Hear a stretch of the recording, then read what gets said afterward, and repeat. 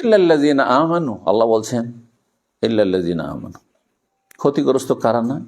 এক, ওয়া আমিলুস সালিহাত ওয়া তাওয়াসাউ বিল হক ওয়া তাওয়াসাউ বিস সাবর। চারটি গুণ যদি থাকে তাহলে ওই রকম মানুষরা ক্ষতিগ্রস্ত না। যাদের মধ্যে এই চারটি গুণ আছে তারা ক্ষতিগ্রস্ত নয়। জি, সম্মানিত ভাতৃমণ্ডলী, এই চারটি গুণের প্রথমটি অনেকে না বুঝে শুধু ঈমান দিয়ে ব্যাখ্যা করে দেয়। ঈমান অন্তরের কাজ না, ঈমান বিশ্বাস করে মেনে নেওয়া, এটা নাম ঈমান। অন্তরের কাজ না। কাজের আগে কি লাগে? যে কোনো কাজ করলে কি লাগে? নলেজ লাগে না? দুনিয়ার কাজ করেন আর আপনি দিনের কাজ করেন, যে কোনো কাজ করার আগে কি লাগবে? সে সম্পর্কে আপনার জ্ঞান লাগবে। এই জন্য সহিহ বুখারী নিয়ে একটু চিন্তা করে দেখেন। সহিহ বুখারী, ইমাম বুখারী রাহিমাহুল্লাহ ফিকহ, যে কোন জ্ঞানের কথা আল্লাহ কোরআনে বলেছেন, কোন জ্ঞান অর্জন করা ফরজ করেছেন, শুরু করেছেন কিতাবুল ওয়াহি দিয়ে, ওহির জ্ঞান তাইলে হইতে। তারপরে কি নিয়ে এসছেন? অন্যান্য হাদিসের কিতাবের মতো কিতাবুত তাহারাত, ওযু, গোসল, তায়াম্মুম, না, নিয়ে এসছেন নামাজের কথা নিয়ে এসছেন, ইবাদত বন্দেগীর কথা নিয়ে এসছেন, কিসের কথা? ঈমানের কথা নিয়ে এসছেন না? কি আছে তারপরে? ইলম, কিতাবুল ইলম। জি, ওহির পরে ওহির জ্ঞান অর্জন করতে হবে, এই জন্য কিতাবুল ইলম। এবং তিনি বলেছেন বাবুল ইলমি কাবুলুল কওলি ওয়াল আমাল, যে অধ্যায় বলছেন যে এই অধ্যায় হচ্ছে যে ইলম অর্জন করতে হবে, জ্ঞান হাসিল করতে হবে কথা বলার আগে আর কাজ করার আগে।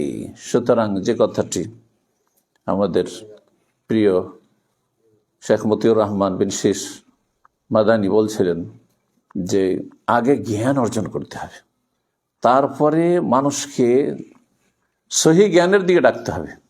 জান্নাতের রাস্তা সম্পর্কে আপনার সম্যক জানা নেই, জান্নাতের রাস্তার নামে ভুলভাল কথা বলে দিয়েছেন আকীদার ক্ষেত্রেই, মানহাজের ক্ষেত্রেই, অথবা ফতুয়ার ক্ষেত্রেই। এটা হাদিসের তর্জমা করে বলেন আমি তো হাদিসের তর্জমা করেছি, কোন দোষ করলাম? এটার নাম ফতুয়া না, এটার নাম জ্ঞান নয়। ও সম্পর্কে আপনার সম্যক জ্ঞান থাকতে হবে। আর তারপরে তখন আপনাকে চূড়ান্ত ফয়সালা একা দিলে হবে না, স্বাধীন হয়ে দেখতে হবে যে আমার আগে যে আমার চাইতে বড় বড়রা ছিলেন সালাফদের যুগ থেকে, স্বর্ণ যুগ থেকে, তারা কিভাবে এই আয়াতটি বুঝেছেন, এই হাদিসটা বুঝেছেন, তাদের বুঝটাকে সামনে রেখে বুঝতে হবে। স্বাধীনভাবে যারাই বুঝতে গেছে কোরআন হাদিস, তারাই বিভ্রান্ত হয়েছে। খারিজি জঙ্গিরা কোরআন হাদিসের কথাই বলে, কিন্তু তারা জঙ্গি। মুরজিয়ারাও কোরআন হাদিসের কথাই বলে, কিন্তু মুরজিয়া পথভ্রষ্ট। সুফিরাও কোরআন হাদিসের আয়াত পড়ে, গদিবাদীরাও কোরআন হাদিসের আয়াত পড়ে, কিন্তু তারা বিভ্রান্ত, কারণ তারা স্বাধীনভাবে আয়াত নিয়ে নিজের মতো করে ব্যাখ্যা করে। আগে টার্গেট তৈরি করে না যে ওইখানে পৌঁছিতে হবে, আর সে অনুযায়ী তখন ব্যাখ্যা করে কোরআন হাদিস। কিন্তু সালাফি ওলামা, আহলে হাদিস ওলামা যারা সত্যিকারের, তারা দেখে যে আমি যে ব্যাখ্যাটা বুঝছি, এই বুঝটা কি খোলাফায়ে রাশেদিন বুঝেছেন রাসূলুল্লাহ সাল্লাল্লাহু আলাইহি ওয়াসাল্লাম থেকে, আসহাবে রাসূলুল্লাহ বুঝেছেন সাল্লাল্লাহু আলাইহি ওয়াসাল্লাম, তারা বুঝেছেন, তাবেঈনরা বুঝেছেন, তাবা তাবেঈনরা বুঝেছেন, আইম্মা মুহাদ্দিসিন, ফুকাহায়ে আরবা, তারা কি বুঝেছেন? তাদের বুঝ একজনের নয়, তাদের বুঝগুলিকে সামনে রেখে তখন এগিয়েছেন, তখন কথা বলেছেন। এরা হচ্ছে সালাফি, এরা হচ্ছে আহলুল হাদিস। এই জন্য ইল্লাল্লাযিনা আমানু মানে ইলম হাসিল করতে হবে। এটা মাদ্রাসাগুলি থেকে, এলাকায় মাদ্রাসা রয়েছে, যে মাদ্রাসাগুলিতে যে ছাত্রগুলি তৈরি হচ্ছে, এটা হচ্ছে ক্ষেত্র যেখান থেকে এই কাজটি করে আসতে হবে, ইলম শিখে আসতে হবে। ইলম তো শিখলেন সেখানে, ও আমিলুস সালিহাত, এবং নেক আমলের প্রশিক্ষণ, তরবিয়ত ওখান থেকে নিয়ে আসতে হবে।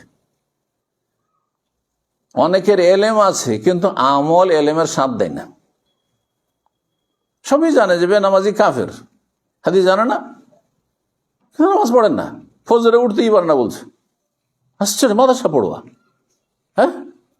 আস্তাগফিরুল্লাহ বলে তা আপনার এলিম দিয়ে কি কাজ হবে তাহলে? আপনার রাত 2-3টার সময় যদি ফ্লাইট থাকে, বাস থাকে, হ্যাঁ ট্রেন থাকে, তাও ধরবেন আপনি। ওখানে তো কেউ জাগায় না, আপনাকে নিজেই জেগে বসে থাকেন। সারা রাত জেগে আমি যখন আসলাম, আমার রাত 1:30টার সময় ফ্লাইট, সারা রাত ঘুমাইনি, দিনেও তেমন ঘুমাইনি, তার আগের রাতেও বিশেষ কারণে 2-3 ঘন্টা ঘুম হয়েছে, কিন্তু তারপরে আমার ফ্লাইট মিস হয়নি, আমি পৌঁছেছি দুনিয়ার টার্গেটে পৌঁছার জন্য। আমি নিজের কথা বলছি। তা আমার চাইতে আপনারা কম না, আরো চালাক চতুর দুনিয়ার ক্ষেত্রে।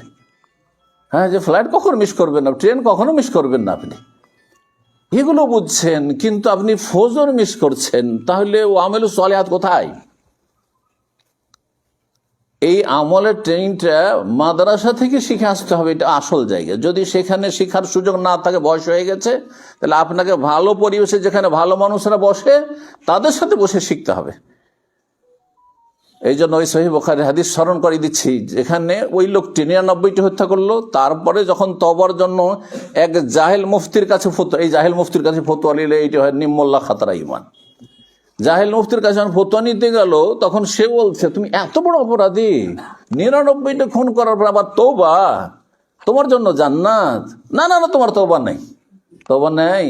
আচ্ছা ঠিক আছে, তাহলে 100টা পুরা করিয়ে দিই, সেঞ্চুরি করিয়ে ফেলে দিল, সেঞ্চুরি পুরা করে। আস্তাগফিরুল্লাহ।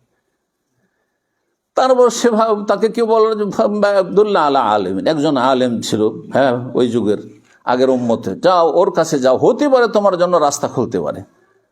ওকে গিয়ে যখন জিজ্ঞাসা, আলেমের কাছে এলমের মতো কথা রয়েছে, ফিকহ রয়েছে, দিনের জ্ঞান রয়েছে।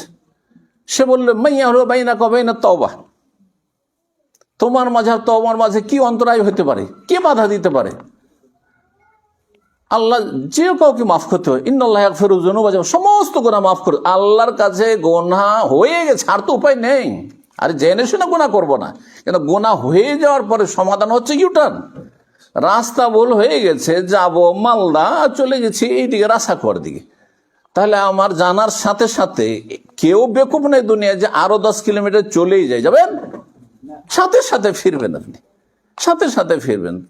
ভুল হয়ে গেছে, সাথে সাথে বুঝতে পারছেন, সাথে সাথে ফিরেন আপনি।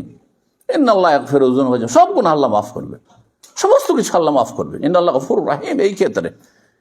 কিন্তু বেআমল, আচ্ছা আল্লাহ মাফ করবেন, আমল সংশোধনও না, অনুশোচনা না, আক্ষেপও করছে না, লজ্জাও লাগছে না, আর তারপর আল্লাহ মাফ করবে, আল্লাহ গফুর রহিম। না না, এদের জন্য আল্লাহ গফুর রহিম না, এদের জন্য বেবাদি আন্নী আনাল গফুর ওয়ান্না আযাবি ওয়াল আযাবুল আলিম। জি, ইন্না বাতশা রাব্বিকা লাশাদীদ, কঠিন শাস্তি রয়েছে তাদের জন্য, কঠিন পকড়াও রয়েছে।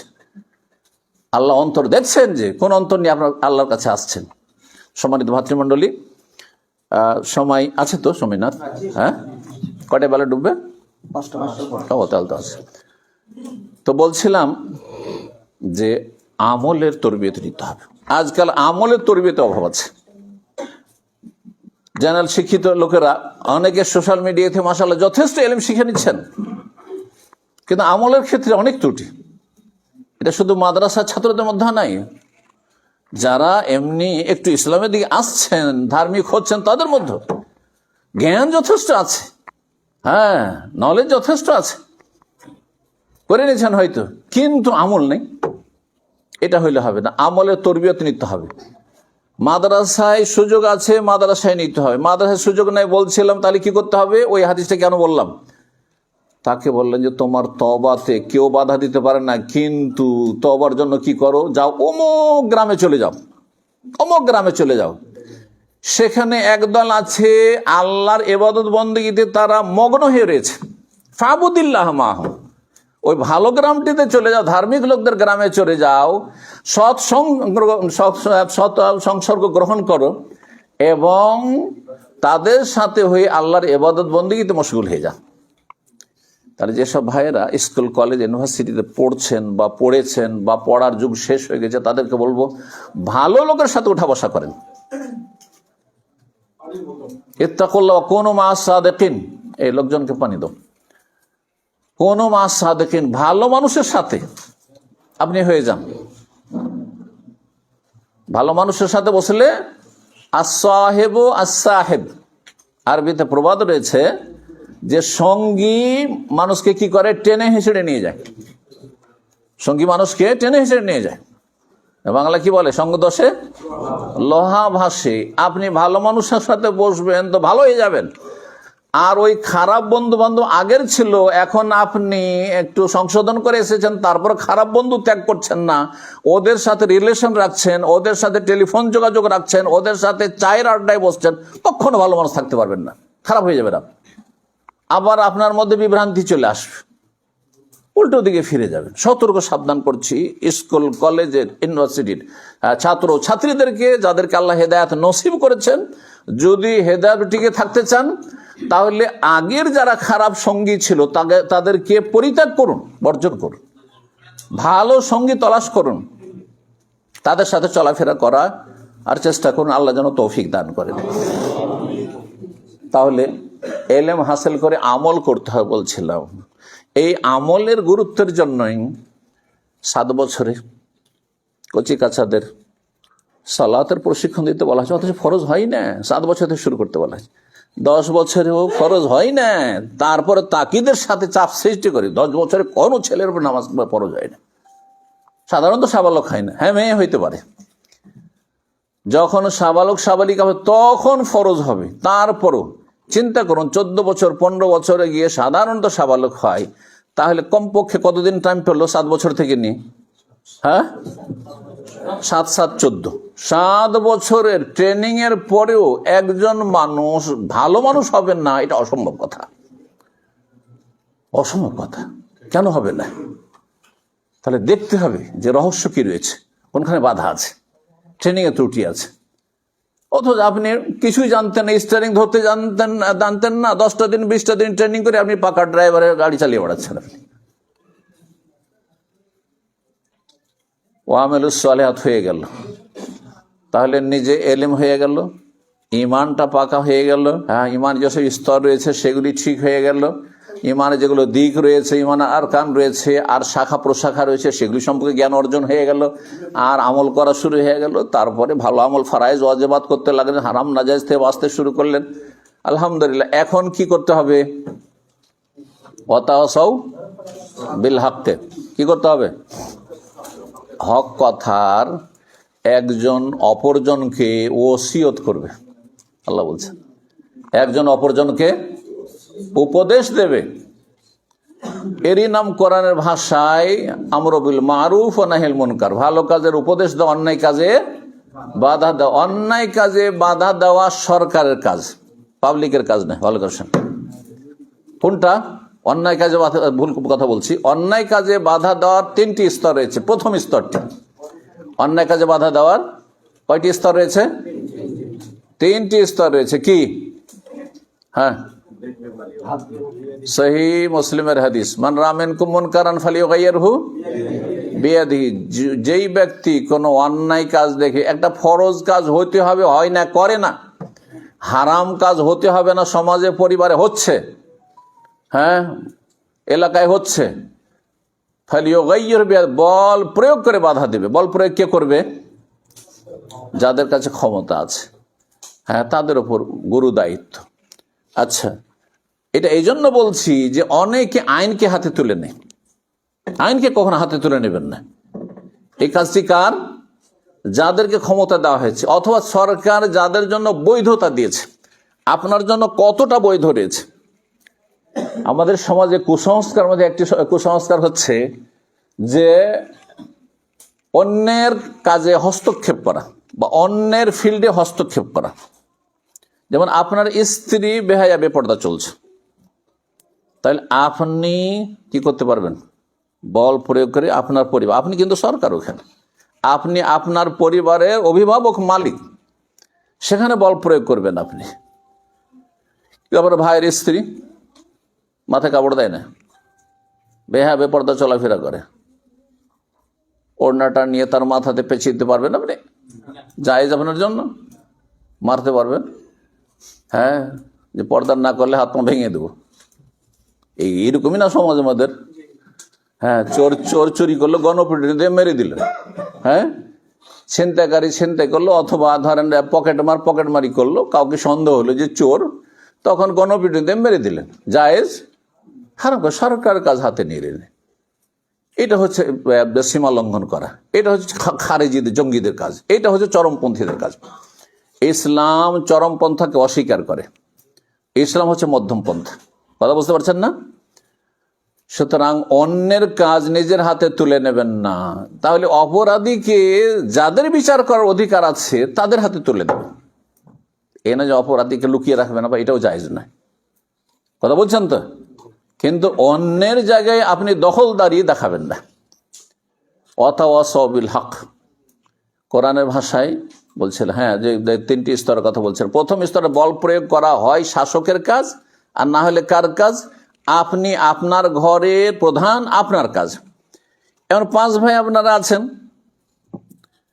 একই অন্যে আছেন, মনে করছেন আমরা একটা পরিবার তো, আর একটা পরিবার, তখন আর ভাইয়ের বউ অথবা ভাবির ওপর আপনি কি করছেন? হাত তুলছেন, অথবা তার উপর আপনি চাপ সৃষ্টি করছেন। না, আপনার ভাইকে দিয়ে করাইতে হবে। শ্বশুর বউকে মারধর করছে, এগুলো সোশ্যাল মিডিয়াতে আজকাল বাঙালি সমাজে দেখা যাচ্ছে। শ্বশুর বৌমাকে, ছেলের বউকে মারধর করছে, হারাম কাজ এটি। তার অধীনস্থ না, তার সাথে খাওয়া দাওয়া করছে, তার ছেলের অধীনস্থ তার স্ত্রী, তার কে সে? এই দেশি তরিকাতে ইসলাম বুঝলে হবে না, ইসলামের তরিকাতে ইসলাম বুঝতে হবে, যাতে করে অশান্তি সৃষ্টি না হয়। এর তো রিয়াকশন হতে পারে, রিয়াকশন হতে গিয়ে পারিবারিক কলহ বিবাদ হতে পারে। ছেলের মধ্যে আক্রোশ চলে আসতে পারে, ছেলে বউকে এত ভালোবাসে যে বাপের শত্রু হয়ে যেতে পারে, মায়ের শত্রু হয়ে যেতে পারে, মায়ের গায়ে হাত তুলতে পারে, বাপের গায়ে হাত তুলতে পারে। ক্ষয়ক্ষতির দিকগুলি রয়েছে। যে কথাগুলি বলছিলাম, এই কথাটি বোঝানোর জন্য ওয়াতাওয়াসাউ বিল হকের ক্ষেত্রে যে বল প্রয়োগ করার বিষয়টি, শেষই যার হাতে আল্লাহ ক্ষমতা দিয়েছেন বা যাকে বৈধতা দিয়েছেন তার জন্য, এক কথা সংক্ষেপে। তারপরে দ্বিতীয় স্তর কথার দ্বারা। এই কথার দ্বারা ভালো মানুষ বানাইতে হবে, খারাপ মানুষের সংখ্যা কমাইতে হবে, চোরের সংখ্যা কমাইতে হবে, অসৎ লোকের সংখ্যা কমাইতে হবে, বেঈমানদের সংখ্যা কমাইতে হবে, বেনামাজির সংখ্যা কমাইতে হবে, যারা মদখোর তাদের সংখ্যা কমাইতে হবে, গাঁজাখোরদের সংখ্যা কমাইতে হবে, জুয়ারিদের সংখ্যা কমাইতে হবে। এক কথায় সামাজিক বা বিভিন্ন রকমের যেসব অপরাধ রয়েছে, বিভিন্ন অপরাধে যারা জড়িত তাদের সংখ্যাকে কমাতে হবে, ভালো মানুষের সংখ্যা বাড়াইতে হবে। এটি ইসলামের মূলনীতি। এটি দ্বিতীয় যে স্তর, সেটা হচ্ছে ফাবেলিসানিহি, কথার দ্বারা। বিভিন্ন রকমের দিনী দর্শের মাধ্যমে, দিনী আলোচনার মাধ্যমে, দিনী মাহফিল আওয়াজের মাধ্যমে, অথবা লিখনির মাধ্যমে, বিভিন্ন গ্রুপে ইসলামের কথা, ইসলামের উত্তম আদর্শের কথা প্রচার প্রসারের মাধ্যমে, বিভিন্ন যতগুলি মাধ্যম রয়েছে বৈধ মাধ্যম, সেসব মাধ্যম দিয়ে। তো এই উদ্দেশ্যে আমাদেরকে কাজ করে যেতে হবে ওয়াতাওয়াসাউ বিল হকের ক্ষেত্রে। এটা যেখানে সম্ভব নয়, এমন মানুষ জালেম যে যাকে বলাও যাবে না, ভালো ভাষাতে বলা যাবে না, বললে সেখানে বড় ধরনের ক্ষয়ক্ষতি হতে পারে, অশান্তি সৃষ্টি হতে পারে, তখন ফাবে কালবেহি, অন্তর থেকে ঘৃণা করে প্রতিবাদ করতে হবে। অন্তর থেকে পাপকেও ঘৃণা করতে হবে, পাপীকেও ঘৃণা করতে হবে। এটি ভুল কথা আমাদের দেশের মুসলিম সমাজে। পাপকে ঘৃণা করো, পাপীকে ঘৃণা করিও না, বরং পাপ আর পাপী অতপ্রতভাবে জড়িত, সুতরাং দুটোকে ঘৃণা করতে হবে। কিন্তু ঘৃণা প্রকাশ করতে হবে না। এখানে গিয়ে অনেকে ভুল বুঝে, আর যার ফলে বলে এই ও পাপী, ওকে সালামই দেবো না। না, যে কোনো মুসলিম যতক্ষণ ইসলামের গণ্ডিতে আছে, কাফের মোরতাদ হয়ে যায়নি, ততক্ষণ সালাম পর অধিকার রাখে। ফাঁসেকে সালাম দেবেন না আপনি? একটা লোকে দাঁড়িয়ে নেই সেজন্য সালাম দেবেন না? একটা লোক ধূমপান করে সে সালাম দেবেন না? এটা হলো বিভিন্ন হারাম খায় সেজন্য তাকে সালাম দেবেন না আপনি? না, মোটেই না, ভুল কথা এটি। এগুলো চরমপন্থা। অন্তর থেকে ঘৃণা করা মানে ঘৃণা প্রকাশ করা নাই। যদি ঘৃণা প্রকাশ করে সংশোধন হয় তাহলে কখনো প্রকাশ করা যেতে পারে। অধিকাংশ ক্ষেত্রে ঘৃণা প্রকাশ করলে সংশোধন হয় না, আরো মানুষ বিদ্রোহী হয়ে যায়, বিদ্বেষী হয়ে যায়, আপনার কথা শুনতে চাইবে না, আমার কথা শুনতে চাইবে না। যদি একটা মদখোরকে বলেন যে তোমাকে আমি ঘৃণা করি, আর বলেন মদ খাওয়া হারাম, এটি হচ্ছে উম্মুল খাবায়েস, সমস্ত পাপের জড়, আপনার কথা শুনবে। হ্যাঁ, কোরআন আয়াতও যদি পড়ে না, হাদিস শোনান, শুনবে? কেন শুনবে না? তুমি তোমাকে ঘৃণা করো, তাই না? না, তাহলে এই যে বুঝগুলি রয়েছে অনেকে ক্লিয়ার করে বলে না, যার ফলে অন্তর থেকে ঘৃণা করে প্রতিবাদ করতে হয়, মানে ঘৃণা প্রকাশ করতে হবে, এই কথা তো নাই। এই সামান্য ভুল বোঝার কারণে নিজেও বিভ্রান্ত, আর আপনি লাভের জায়গায় ক্ষতি করে ফেলছেন। আপনি এই কাজটি করবেন না। যে কথাটা বলছিলাম অত অসবিল হক সম্পর্কে, এটি হচ্ছে আপনার ইসলাহি কাজ। এর অপর নাম কোরআনের ভাষায় সংশোধনমূলক কাজ। সংশোধনমূলক কাজ করবেন। এর নাম হচ্ছে দাওয়া ইলা আল্লাহর দিকে ডাকা, এর নাম হচ্ছে আল্লাহর দ্বীনের দিকে ডাকা, এর নাম হচ্ছে জান্নাতের দিকে ডাকা। এ কোরআনের ভাষা, একে আল্লাহর মাগফিরাতের দিকে আহ্বান করা। বিভিন্ন ভাষা রয়েছে কোরআনে কারীম। এই কাজটি অত্যন্ত ফজিলতপূর্ণ কাজ, মহত্বপূর্ণ কাজ। এক্ষেত্রে দু একটি পয়েন্ট বলি। স্বয়ং আল্লাহ রাব্বুল আলামিন কোন দিকে মানব জাতিকে ডাকছেন? শান্তির দিকে না অশান্তির দিকে? শান্তির দিকে, তাই না? আল্লাহ বলছেন ওয়াল্লাহু ইয়াদউ ইলা দারিস সালাম। আল্লাহ তোমাদেরকে ডাকছেন, খুব সহজ ভাষায় বলছি, আল্লাহ তোমাদেরকে আহ্বান করছেন, ডাকছেন কোন দিকে? দারুস সালামের দিকে। দার মানে ঘর, আর আসসালাম মানে আলহামদু মানে কি? সমস্ত প্রশংসা, সার্বিক, তাই না? যাবতীয় প্রশংসা।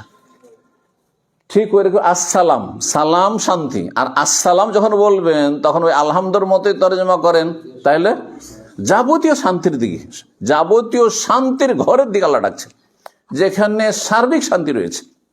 আল্লাহু ইয়াদউ ইলা দারিস সালাম। তাহলে দিনের দাওয়ার কাজ, দিনের দিকে আহ্বান করা, ভালো মানুষ বানানো মানুষকে, এটি হচ্ছে শান্তির ঘরের দিকে আহ্বান করা। এটি কার কাজ? প্রথম, সর্বপ্রথম আল্লাহর কাজ। স্বয়ং আল্লাহ কাজটি করেছেন, স্বয়ং আল্লাহ কাজটি করেছেন। তারপরে এখানে আর একটি জিনিস শিখার বিষয় রয়েছে, এবং আমাদের পাশে প্রতিবেশী যারা মুসলিম রয়েছে তাদেরকে মেসেজ দেওয়ার বিষয় রয়েছে, যে আমরা আসসালাম শান্তি দিই, পিসের দিকে ডাকছি, কিন্তু আমরা অশান্তি দিয়ে ডাকি না। কারণ আমাদের রব সৃষ্টিকর্তা, আমাদের আল্লাহ, তিনি কোন দিকে ডাকছেন? শান্তির ঘরের দিকে ডাকছেন, অশান্তির ঘরের দিকে ডাকছেন, অশান্তির ঘরের দিকে ডাকছেন না। আল্লাহু ইয়াদউ ইলা দারিস সালাম ওয়া ইয়াহদি মান ইয়াশাউ ইলা সিরাতিল মুস্তাকিম। অন্য আয়াতে বলছে আল্লাহু ইয়াদউ ইলাল জান্নাতি ওয়াল মাগফিরাতি বিইজনিহি। আল্লাহ তোমাদেরকে ডাকছেন কোন দিকে? ইলাল জান্নাতে, জান্নাতের দিকে ডাকছেন। ওয়াল মাগফিরা, আর কোন দিকে ডাকছেন? তার ক্ষমার দিকে, মার্জনা দিয়ে ডাকছেন। যখন মানুষের সাথে শত্রুতা হয়ে যায়, মনোমালিন্য হয়ে যায়, তখন কি ডাকে ইশারা ইঙ্গিতে যে আমরা একটু মিলে যাই, না পালাবার চেষ্টা করে? তাহলে মানুষের চিন্তা চেতনা কত সংকীর্ণ। কারোর সাথে শত্রুতা হলে ও আপনাকে দেখে পালাচ্ছে, আপনি ওকে দেখে পালাচ্ছেন, আপনি ওকে এড়িয়ে যাচ্ছেন, সে আপনাকে এড়িয়ে যাচ্ছে। পক্ষান্তর রব্বুল আলামিন কি করছেন? সমস্ত মানুষকে ডাকছেন কোন দিকে? আসো ক্ষমা করবো, এরা মাগফিরা, আসো ক্ষমা করবো। মুসলিমকে শুধু নয়, কোরআনে কারীমে সূরাতুল মায়েদায় রয়েছে খ্রিস্টানদের কথা আল্লাহ বলছেন, যারা বলছে এক আল্লাহ নয়, তিন আল্লাহ, তৃতীয়বাদ বিষয়, ইন্নাল্লাহা সালিসু সালাসা, তাদের কথা উল্লেখ করার পরে বলছেন আফালা ইয়াতুবুনা ইলাল্লাহি ওয়া ইয়াস্তাগফিরুনা। আরে আল্লাহর কাছে তওবা করে ফিরে আসবে না? হ্যাঁ, আল্লাহর কাছে ফিরে আসবে না তওবা করে? আল্লাহর কাছে ক্ষমা চাও, ইয়াস্তাগফিরুনা, ক্ষমা চাইবে না? আরে ক্ষমা চাও, তওবা করো। অথচ বড় শিরক করেছে, ইন্না শিরকা লাযুলমুন আযীম, তাদেরকে ডাকছেন আল্লাহ রাব্বুল আলামিন। চিন্তা করুন, তাহলে আপনি যতই বড় অপরাধী হন না কেন, আপনি আল্লাহ পরকালে বিশ্বাসী, আল্লাহকে ভালোবাসেন, হ্যাঁ, রসুলকে ভালোবাসেন, ইমান ইসলামকে ভালোবাসেন, কোরআনকে ভালোবাসেন, আপনি মসজিদকে ভালোবাসেন, আপনি আল্লাহর ইবাদত বন্দেগী ভালোবাসেন, কিন্তু নসিব হয় না, হতভাগা। আপনি তওবা করে ফিরে আসুন, আল্লাহর কাছে ক্ষমা চান, অতীতের সমস্ত গুণ আল্লাহ মাফ করবেন। আল্লাহ যেন সবাইকে তৌফিক দান করেন। এই মোবারক সময় এই দোয়াগুলি যেন আল্লাহ কবুল করেন। সম্মানিত ভাতৃমণ্ডলী, আল্লাহ স্বয়ং ডাকছেন। আর নবী রসুলদের পেশা কি ছিল? প্রত্যেকের একটা করে পেশা আছে, তাই না? কেউ চাকরিজীবী, চাকরিটা তার পেশা, হ্যাঁ, কেউ কৃষি কাজ করে, হ্যাঁ কৃষি কাজই তার পেশা, হ্যাঁ কেউ ব্যবসায়ী ওইটাই পেশা তার, কেউ হাতের কাজ করে, বিভিন্ন রকমের পেশা দুনিয়াতে রয়েছে। নবী রাসূলগণের পেশা কি ছিল? আল্লাহর দিকে ডাকা, দিনের দিকে আহ্বান করা। সমস্ত নবী রাসূলগণের কাজ একটাই ছিল, আল্লাহর দিকে আহ্বান করা। তাহলে যারা এতে অংশ নিতে পারবে তারা কত ভাগ্যবান। সবচেয়ে ভালো পেশা হচ্ছে এই পেশাটি, সবচেয়ে ভালো পেশা হচ্ছে এই পেশাটি। কেন? একজন মানুষ এখানে পুঁজিপতি পয়সাওয়ালা আসলো আর কোনো একজন লোককে 1 কোটি টাকা দিয়ে দিল, যা উদ্ধার করে দিলাম, আর আরো বেশি 10-20 কোটি দিয়ে দিল, ধরেন যা তোকে উদ্ধার করে, জীবন সারা জীবন বসে খেতে পারবি। কিন্তু সেই ব্যক্তি পাপিষ্ঠ, যাকে এই কোটি কোটি টাকা দিয়ে উদ্ধার করে দিল, সারা জীবন তো খুব সুখে খেললো, শেষখানে মরলে কোথায় যাবে? জান্নাতে না জাহান্নামে? জাহান্নামে। পক্ষান্তরে একজন 1টা টাকাও জীবনে দিতে পারলো না, কিন্তু জাহান্নামের রাস্তায় চলেই গেছে। অকুনতুম আলা শাফা হুফরাতি মিনান নার, জাহান্নামের কিনারে চলেই গিয়েছিলে, ফাআনকাযাকুম মিনহা, আল্লাহ তোমাদেরকে রক্ষা করলেন এই নবী রাসূলের মাধ্যমে, নবী রাসূলের ওয়ারিস উলামায়ে কেরামদের মাধ্যমে, দুআতদের মাধ্যমে, মুসলিহিনদের মাধ্যমে, সংস্কারকদের মাধ্যমে। তুমি কোথায় জাহান্নামের রাস্তায় চলে গেছিলে, সেখান থেকে তোমাকে ফিরিয়ে নিয়ে এসে জান্নাতের রাস্তা লাগিয়ে দিয়েছে। আপনি যদি পথের ফকিরও হন, পেটে ভাত নেই, শীত বস্ত্র নেই, বসবাসের মতো ভালো বাড়ি ঘর নেই, কিছুই নেই হয়তো, কিন্তু আপনার কাছে হেদায়েতের নিয়ামত আছে, ঈমান ইসলামের নিয়ামত আছে, মরলে কোথায় যাবেন? জাহান্নামে যাবেন নাকি না জান্নাতে যাবেন? অবশ্যই জান্নাতে যাবেন, ঠিক না? তাহলে কত বড় ভালো পেশা, চিন্তা করেন কাজটি। এই পেশাতে সামান্য যদি অংশ রাখতে পারেন, সামান্য একটু বসে অংশ, যেখানে বসলেন এসে অনেক বড় কাজ করলেন। এবং এই পথে অবিচল থাকতে হবে, এটা নয় যে টেম্পোরারি। যারা আজকাল মুসলিমদের অবস্থা হচ্ছে, মৌসুমি ইবাদত বন্দেগী পছন্দ করে অন্যদের মতো, অন্যদের যেমন সিজনাল কিছু, হ্যাঁ আরাধনা উপাসনা আছে, হ্যাঁ কিছু আছে, ধর্মকর্ম আছে, ঠিক তেমনি অধিকাংশ মুসলিমরা তাই পছন্দ করে। এই যে রমজানে মুসল্লি হয়ে যায়, বাপ মা মরলে মুসল্লি হয়ে যায়, বালা মুসিবত আসলে মুসল্লি হয়ে যায়, মক্কা মদিনে গেলে একবারে খুব পরেশগার হয়ে যায়, হ্যাঁ হজ উমরায় গিয়েছে, সে খুব মুসল্লি হয়ে গেছে, খুব ধার্মিক হয়ে গেছে, আবার এসে হারাম জীবন যাপন করছে। না, এটা হইলে হবে না। এই জন্য আল্লাহ বলছে ওয়াতাওয়া সাওবিস সবরে, একে অপরকে সবরের জন্য, ধৈর্যের জন্য উপদেশ দেবে।